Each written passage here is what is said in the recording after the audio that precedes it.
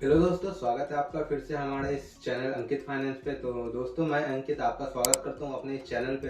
तो आज हम लोग बात करने वाले हैं एसेट्स और लायबिलिटीज के ऊपर। एसेट्स और लायबिलिटीज क्या होता है, दोनों में क्या अंतर है और दोनों का क्या क्या फ़ायदा नुकसान है, वो सब कुछ आज हम लोग डिटेल में जानेंगे। तो चलिए शुरू करते हैं।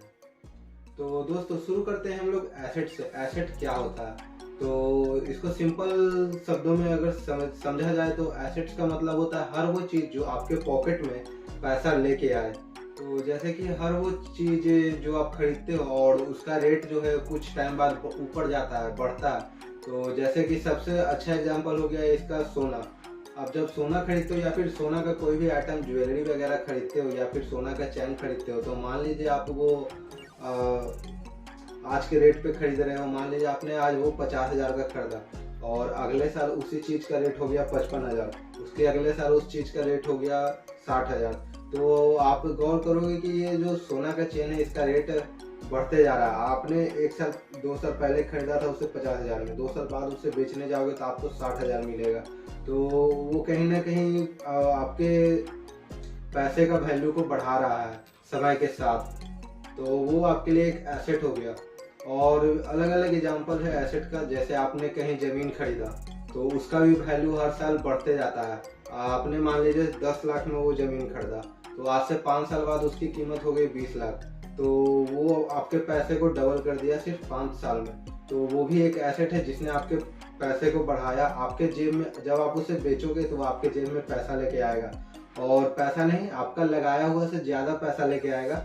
तो वो आपके लिए एसेट हो गया। यानी हर वो चीज़ जो आपको, जिसमें आपका पैसा लगे और वो आपको उससे ज़्यादा का फ़ायदा दे। या उस फॉर एग्जांपल आपने 40,000 का लैपटॉप लिया और आप उस पर काम करते हो जिससे कि आप महीने का 25,000 30,000 कमाते हो, तो साल भर में आप लगभग 3 लाख 4 लाख कमाओगे उस लैपटॉप से।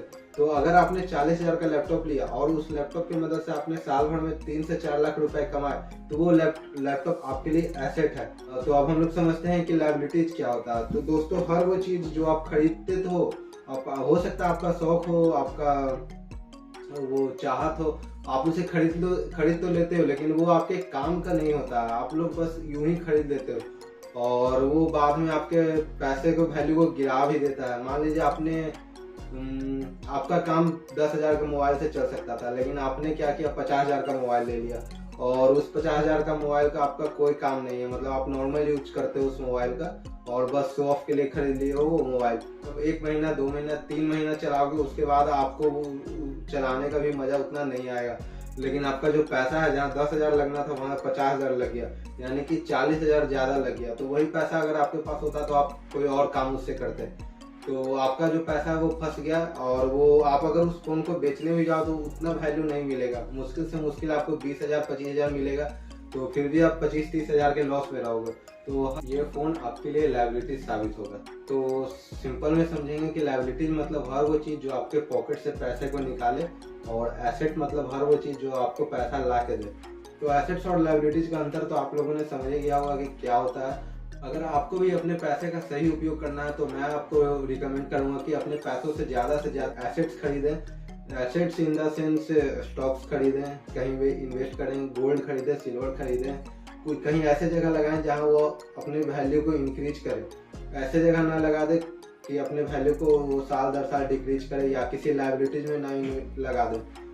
फॉर एग्जाम्पल, अगर आपको कोई फ़ोन भी लेना है और तो आप देख लीजिए कि आपका काम कितने से चल सकता है। अगर आपका काम 10,000 वाले फ़ोन से चल सकता है तो आप 25-30,000 का फ़ोन ना लें। वही पैसा जो बचेगा उसको आप कहीं पे इन्वेस्ट करें, तो वो आपका एसेट बन के आएगा। लेकिन आप अपने पास आए पैसे को कहीं लायबिलिटीज में लगा दीजिएगा तो फिर वो आपके पॉकेट से तो पैसा चला गया, और वो चीज़ भी आपको उतना रिटर्न नहीं देगा। तो वो आपके लिए लायबिलिटीज साबित हो जाएगा। तो उससे बच के रहें। अपने पैसे को जितना हो सके एसेट में लगाएं, लायबिलिटीज में कम करें।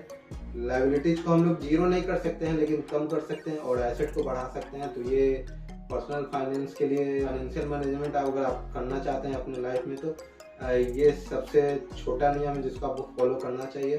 तो होप करता हूँ कि आपको समझ में आ गया होगा एसेट क्या होता है, लायबिलिटीज क्या होता है। तो आज के वीडियो में बस इतना ही। अगर आपको ये समझ में आ गया होगा तो अपने दोस्तों को शेयर कर दें। अगर वीडियो अच्छा लगा हो तो लाइक करें, चैनल पर नए हो तो सब्सक्राइब करें, और फिर मिलते हैं हम लोग अगले वीडियो में। तब तक के लिए जय हिंद, जय भारत।